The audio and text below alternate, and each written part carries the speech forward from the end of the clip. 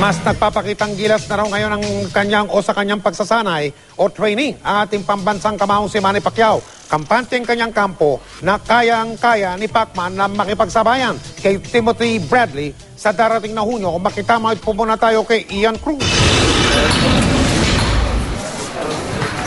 Mas maliksi at matikas, kakaibang pagpapakitang gilas ng pambansang kamaong si Manny Pacquiao sa kanyang mga ensayo para sa laban kontra kay Timothy Bradley sa June 10. So far, so good naman ang training natin at first week of maganda naman yung result. Mismong kanyang trainer na si Coach Buboy Fernandez, kitang-kita ang magandang pagbabago sa galaw ni Pacman. Dala na rin anya siguro ito ng magandang pagbabago sa personal at espiritual na buhay ng pambansang kamao. Ito na siguro yung Manny Pacquiao na muling hauli. Dahil sa pinakita niya yung pagbabago.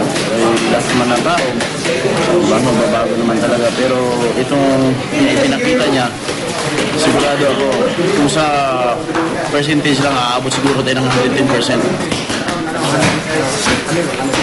Mas focus nga raw ngayon sa training si Pacman. Maging mga tinuturing na dirty move si Bradley, pinagtutunan din ng pansin ng Team Pacquiao.